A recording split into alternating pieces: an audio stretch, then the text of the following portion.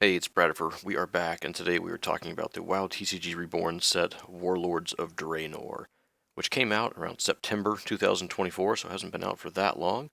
There's been some interesting stuff explored here, basically talking about the different orc warlords and the different clans they represent, and there's some other sub-themes going on there. Let's take a look as we look at some of the top cards here. Let's start with a quest here. This is Establish Your Garrison. Basic. Pay 3 to complete this quest. Reward is to choose one. Search your deck for a location, reveal it and put it in your hand, or draw a card. Then choose a counter on a location, and you can add another counter to it. It's kind of neat. You don't really see a lot of location tutoring. A little bit expensive, sure, paying 3 for that, but there's ways to make that a little cheaper. And I think if you're a deck that's like slowing things down enough to actually want to search for a location, or have this thing use the backup plan of drawing a card and adding a counter, which is probably fine. 3 is maybe a little expensive, so you can just use quest cost reduction. But anyways, you get to search your deck for location, or ramp up your current location's counters. It's fine. If you really consistently want a location, there's not a lot of ways to do that, so this is one way too. You could also even consider some type of like location toolbox, if you will, where you have 2 or 3 targeted locations. Like if you're undead, you can play that one, which helps nuke their graveyard. Eye of the Storm is just for general combat. You could like use Tiger's Peak to help destroy allies. There's an equipment one that kind of helps you like get back your equipment that was destroyed or removed. So there's a lot of options you could think about, but just remember it's a little bit expensive. Next here is Of Wolves and Warriors. This quest is pay 3 to complete. Draw a card. If you control a beast or a pet, draw another card. So just like a classic pay 3 draw 2. It's about as efficient as you can get on a normal quest. And this is a pretty easy reward to fulfill here. You need a beast or a pet. Those are not challenging card types to get, and I think certain hunter decks are going to play a lot of beasts and pets, together. There might be other classes too, but probably a good consideration in those decks if you just want a reliable draw to. High Mall. They have several locations here. Let's start with High Mall. When High Mall exhausts to pay the cost of an ability, add a power counter to it. And then it has pay 1 and exhaust, remove 3 power counters. The next time you play a non-ongoing ability this turn, you may copy it. You can choose new targets. So again, you're having to pay the location and another resource, so you're basically -2 on whatever ability you want to play. Like let's say it's turn 5, you pay this and your other quest or something face down, and then you still need to pay 3 for the actual ability. So it does slow down the ability itself, but you get to copy it, which I think is a really high-powered effect, and I don't exactly know what we would see for that, but it's like it's not really that crazy to, like, let's say like we play a warlock, spend the first couple turns just like discarding and removing stuff and interacting with them, and then you trigger this with like a double boundless hellfire, like deal like 7 to the board twice, so deal 14 to the board. You might be able to end the game very quickly with something like that. Anyways, it's a little slow and clunky, but something to consider. And again, you can use the counters ramp, like the counters cards from Miss Pandaria into the mists and all that to kind of ramp up this effect and make it a little more reliable. There are several more locations, but that's just the one I chose for this top cards here. All right, Whispering Talidite Pendant. It says cards in opposing graveyards lose. Oh, and cards in opposing graveyards and hands lose and can't have powers. Pretty interesting, simple hate piece here. The next slot is not something a lot of cards are in contention for. I think there's the Spell Shield Amulet on some of the cloth classes. That one's, I suppose. But anyways, it's just basically a hate piece for graveyard cards and also cards in your hand, which is interesting because I think there's certain cards that want to go into play for free just because they're sitting in your hand. Some cards just have a lot of weird effects in your hands. I'm not going to start naming them all, but you could definitely bring this as like a 1 or 2 of in a sideboard, or if sideboards were ever get bigger, this card has a kind of a more practical purpose in shutting down some unfair stuff. All right, the Iron Horde Great Axe. This is a 4-cost 2-handed axe. Has 0 attack, 0 strike cost, and assault 4. So it's reliably a 4-cost 4 damage axe you pay 0 to strike with forever. Now defensively it doesn't do anything, right? It's all assault. That's the only drawback here, but I think this is like looking at like peak weapon efficiency. Edge of Oblivion was pretty similar to this, but it rapidly gets worse and it can cost you. This is like an Edge of Oblivion, but with a little bit of a higher higher floor and much lower ceiling. Iron Horde Great Axe is awesome. I think you deserve to play some type of two-hand weapon wielder and just start spanking people with this giant axe. This thing is great. Next up is the Blade Fist. This one's a lot more interesting the way it's designed. There's a lot of drawback here. This is a 2-cost 0/0 melee fist weapon. As an additional cost to play, put 3 damage on your hero. It has Assault 3 and Dual Wield, but it also has Brawler. Brawler is must attack if able and can attack only allies if able. So basically, anytime your opponent plays allies, you will be using your face to run into those allies, even if the weapon is like tapped or something. They're exhausted. This card can take over games pretty quickly because it can just basically kill one of their allies every turn, but very quickly.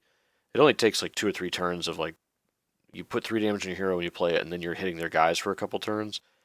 You need to be doing something very proactive because like it forces you to end up taking like 12 or 15 damage in a game just by playing like normal allies against you. So there's definitely a drawback to it, which makes sense. Like it's like you're cutting off your hand and putting a blade there, so that process might have some kinks to work out. The quote is need a hand. Okay, let's go to the next one here. Breath of Syndragosa. This is a 3-cost frost talent from Death Knight. Your hero deals 3 frost damage to each opposing hero and ally.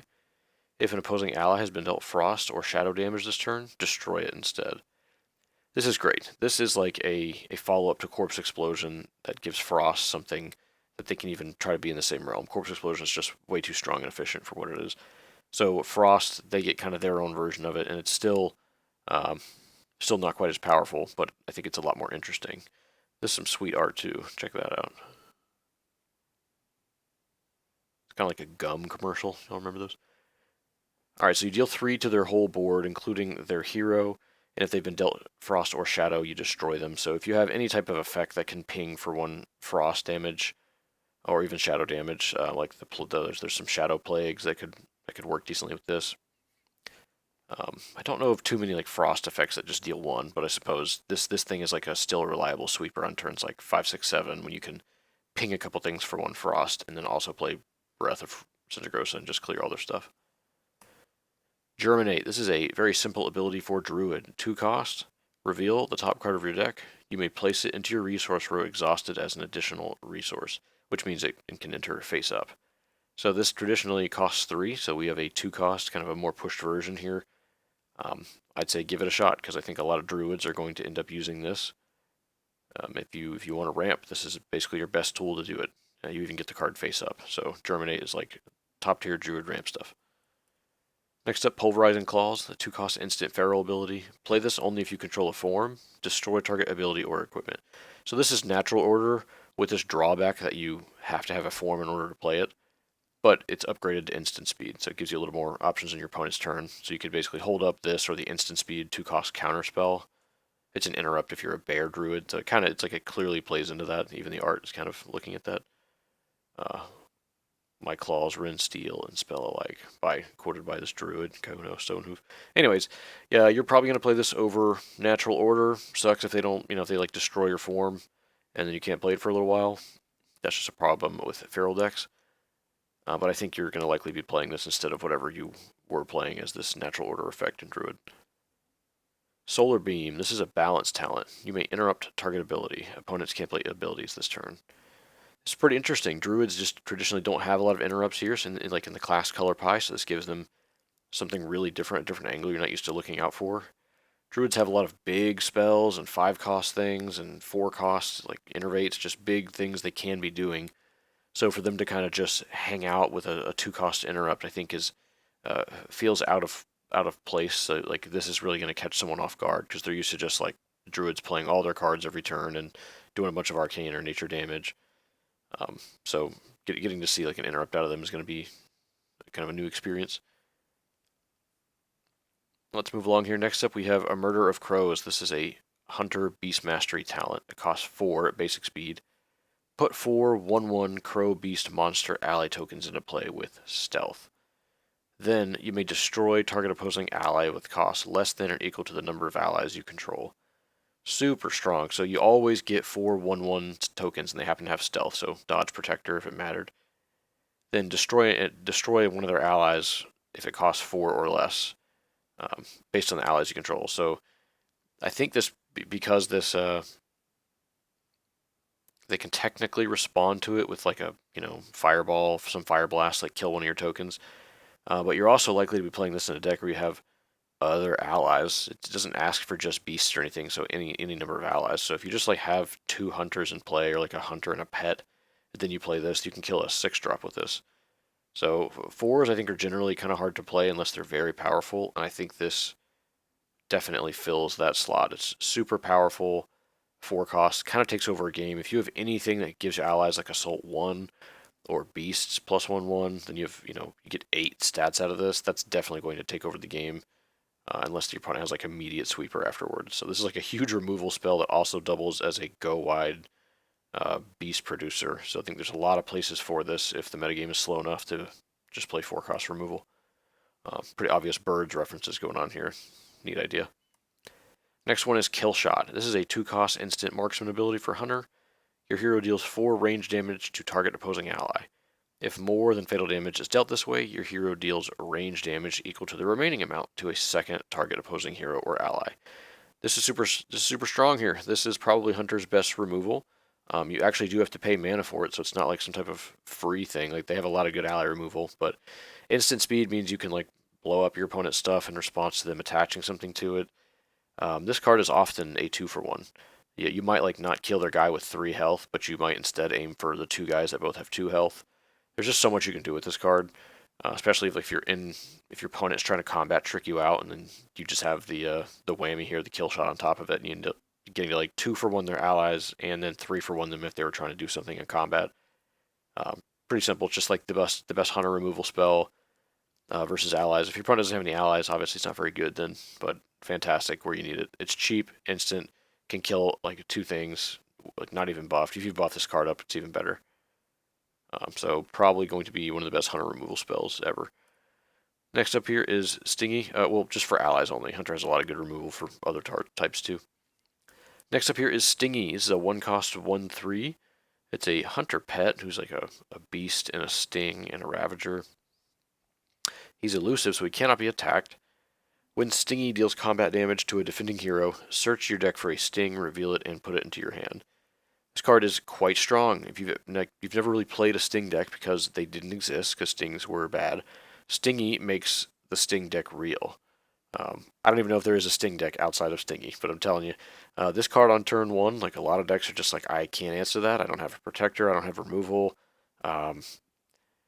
He's elusive. Just there you go. You're almost always going to get your first Sting out of it, and quite possibly several more, especially if you're playing stuff like Kill Shot that just clears their blockers. Stingy's very strong, and I won't tell you how to build the deck, but play Stingy, try some different Stings out. Definitely try Kill Shot and see how you'd like to play it. But Stingy's a lot of fun. Frozen Orb. Alright, this basically replaces Blizzard as a more fair Blizzard. This costs 3, it's a Frost talent. Frozen Orb enters play with 2 orb counters. At the start of each opponent's turn, your character deals 1 frost damage to each opposing hero and ally. Characters dealt damage this way can't attack this turn. Then remove an orb counter. If none remain, destroy this. So yeah, this is like a Blizzard that lasts for 2 turns. Or more if you can add more counters. But you can also play cards. So you can find some way to like add a counter to Frozen Orb every turn and just kind of keep your opponent blizzarded forever, so they kind of just get to sit there and enjoy that experience while you do something else, like save up counters or draw some cards or hit them with allies. It's kind of the old Frost thing back. Blizzard's generally banned, so this is like a much more it's a little more inefficient, a little more interesting. It requires some more investment from you other than just like playing a Blizzard once and watching the game fade away. Next one here, Blessing of the Naru. This is a 3-cost holy talent for Paladin. It's an instant attachment. You attach it to an ally, and it has +2/2 and an additional +1/1 for each other ongoing. So you get +2/2, and if you have a bunch of other ongoings, the guy gets like, maybe 2 or 3 more. When this or another blessing, judgment, or seal enters play under your control, you may draw a card. Now that's where this card gets good. You can play a fair plan where you're just like playing a little guy, maybe he's spell shield, maybe he has some other relevant power. You can even like try to get into some shenanigans in combat. Maybe your opponent will attack into it or protect or whatever. You can do things on the opponent's turn. But as far as on your turn, you just make a huge guy and then all these ongoings in your deck draw a card. So the most unfair thing you can probably do with this is like find a way to reduce the cost of those. Like there's a Horde ally that plays all these for cheaper. And then the ally will be huge. You know, if he's got like plus 8/8 or something, then you just have this huge unfair ally they have to find a way to deal with. And in the middle of that, you're just drawing cards from this thing triggering from all the other blessings and judgments and stuff. And those cards I think are honestly not very good. Blessings, judgments, seals most of the time. So this will kind of cause like a whole uh, deck building intervention for you to just go back and review all those and see, hey, which of these could I include or make work here. Rush of Light, kind of the same deck building scenario, same area. This is a paladin ability for 3. Rush of Light, search your deck for an aura, blessing, ongoing judgment, or seal, and then reveal it. If its cost is less than the number of resources you control, you may play it immediately without playing its cost. Otherwise, you draw it. So yeah, search your deck for like one of these things, blessing, judgment, seal. This one says aura, blessing, ongoing judgment, seal. And then you just play it if it costs 3 or less, or if you're up by turns 4 or 5 with that many resources, then you can search for bigger ones. But I think most of the time this will just come in and grab you another copy of Blessing of the Naru, so you can just kind of get 8 versions of it. It also allows you to play like a couple one-ofs of maybe some of these weaker auras and blessings that maybe they have some great effect. I think this is about as close to playable as you're going to get on these types of cards. Like it finds them for you, it turns the bad ones into toolbox scenarios, and then you just get to play more of your best one. I mean, you're still playing an attachment in a type of game that really doesn't favor attachments. But I think there's a chance that it makes these card types more relevant. So I love the design there. Next up is Rebuke, a 2-cost instant retribution ability. Interrupt any number of abilities and or effects targeting one or more friendly cards.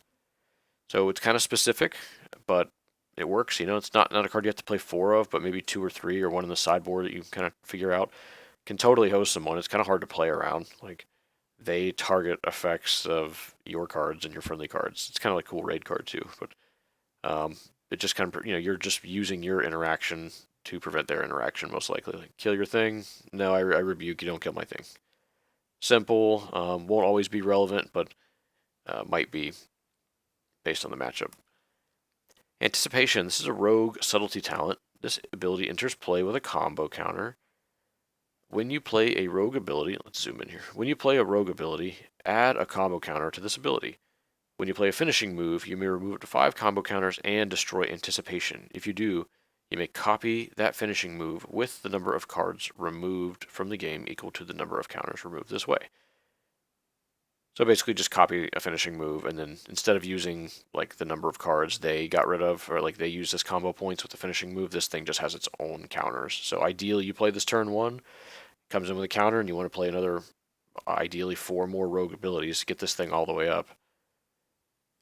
And then when you play a finishing move, you destroy this and all its counters, and you get to copy it.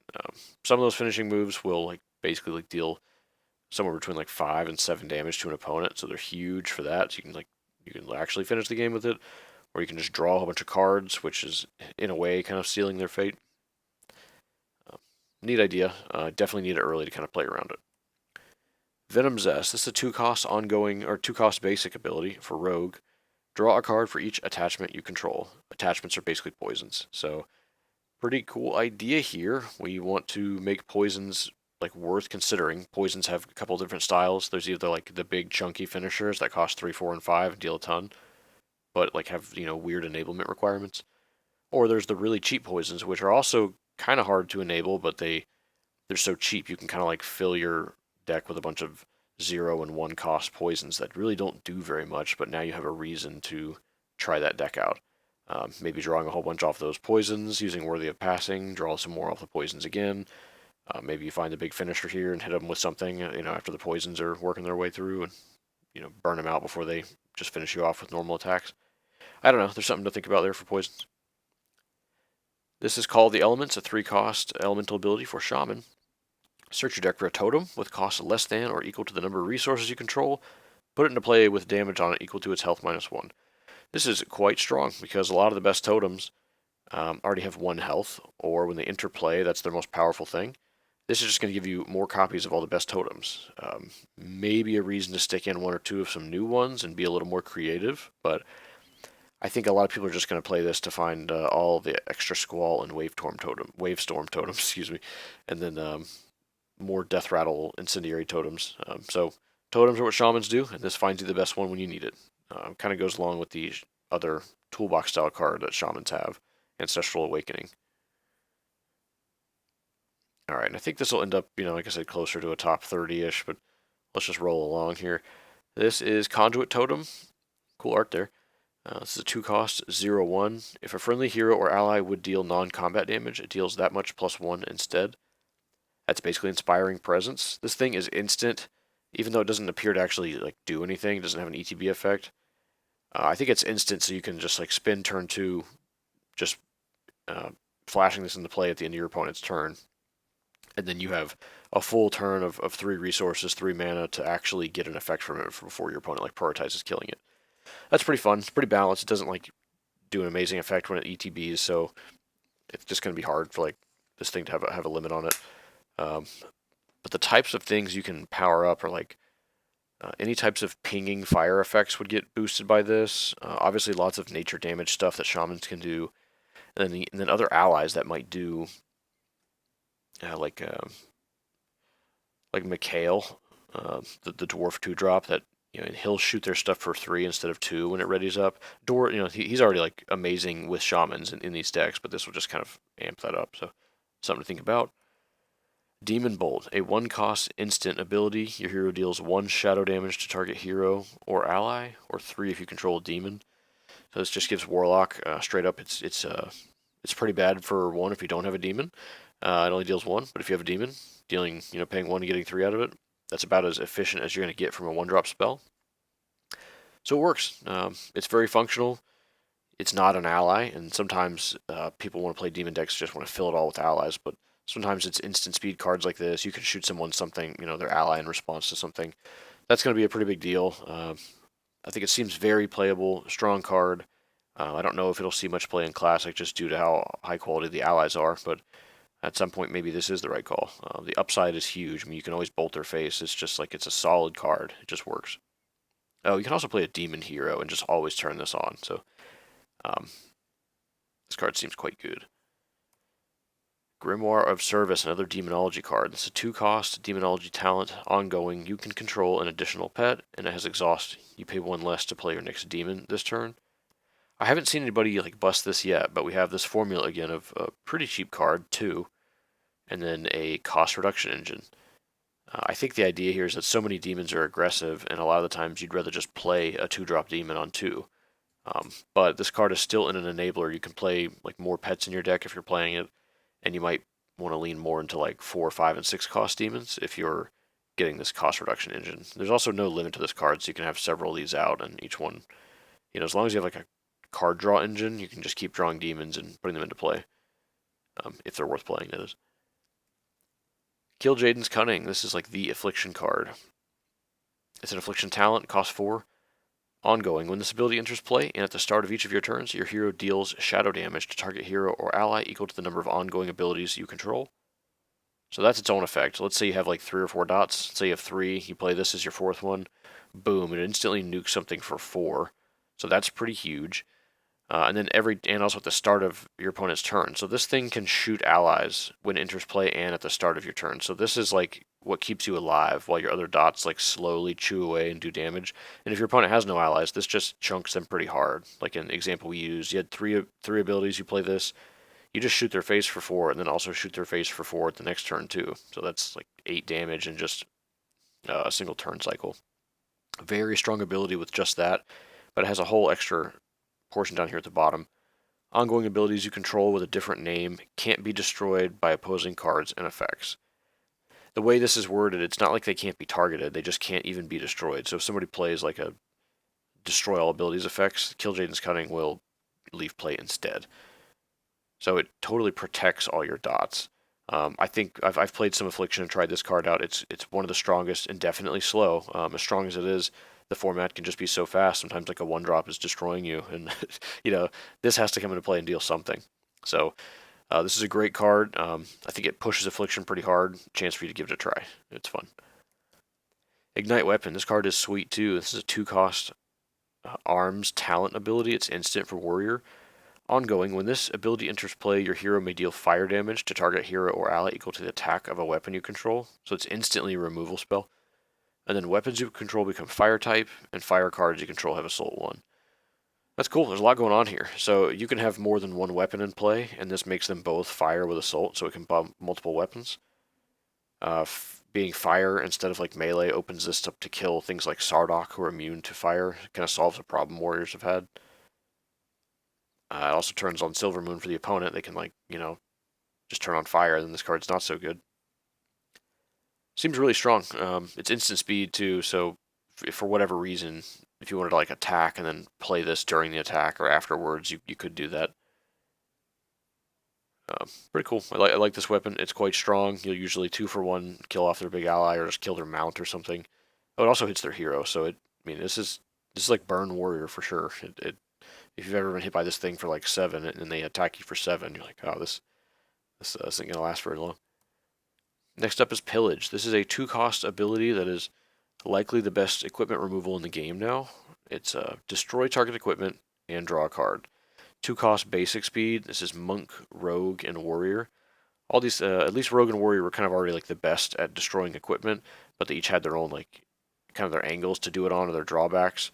I would definitely consider something like between 2 to 4 of these for both these for all 3 of these decks. Like maybe one or 2 in the side, 1 or 2 main. It's just that strong, and it kind of even makes you want to play like a quest or 2 less just to fit cards like this in, because sometimes you just have to have this type of equipment interaction, and the bonus of it being like 2 cost kills any equipment drawing a card. The ceiling on this is just so high, and that the floor is just like it's a face down resource. So really strong card. Would always consider this, especially if you're playing like any dual class build that has these classes in it. You probably want to play a few copies of this.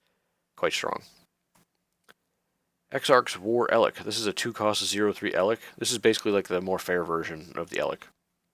You pay 1 less to complete your first quest each turn, and this turn, if your hero would deal damage, it deals that much +1 instead.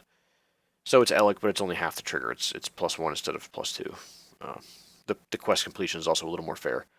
The health is also down to 3, so it's definitely just nerfed Elec, but every race can play it, so you can kind of try those styles of decks at a much more fair angle. Elec was just so broken at 2, and will be, but this is fun. This opens up a lot of just like deal some damage based strategies that people haven't really been able to try, because they always go to Draenei for that.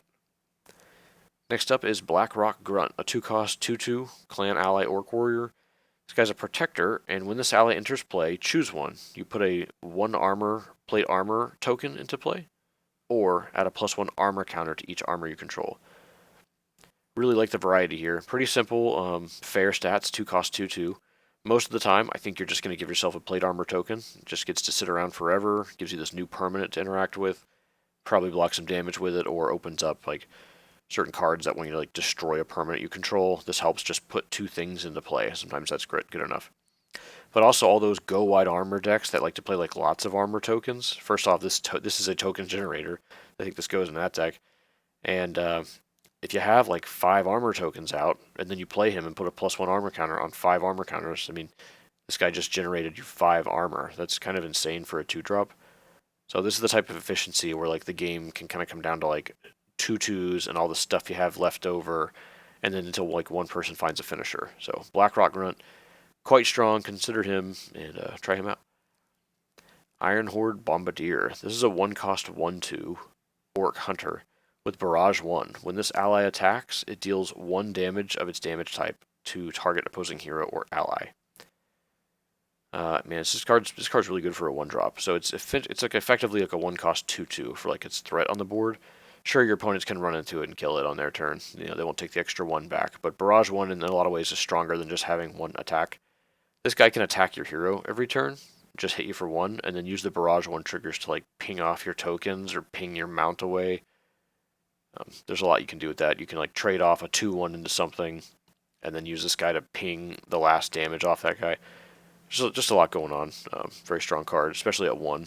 You don't see a lot of strong ones. And to wrap things up here, our last one is Kilrog Deadeye, Bleeding Hollow Warlord. This is a 5-cost 5/5. He's a neutral monster who requires a clan or monster hero. He has stealth, and he's an orc warrior warlord. When Kilrog enters play and when he deals combat damage to an opposing hero while he's attacking, so not on defense, look at their hand, choose a card, and remove that card from the game. Pretty strong because at least it has an ETB, so you get a 5-cost 5/5, so pretty fair stats, but usually 5s are just, the game's almost over by the time you play a 5. So this is a pretty good payoff. It does have a little bit of requirements here. Enters play, and then you just take their best card. I think that's great on its own. I think it's like his upside here is that you could potentially do it again if you're hitting their hero, but unless you're just so far ahead, you're most likely going to be using your 5/5 to clear out like 3/2s and 3/3s and stuff that your opponent has on the board. But the upside here is pretty big. Like if you've been surviving somehow, and then you're able to get this guy to trigger more than once, that's pretty massive. Just take their best card twice out of their hand. I think you've pretty much sealed the game at that point. Well, I hope you've enjoyed this. This has been the Warlords of Draenor top 25-ish. Thanks for hanging out. We'll do some more another time.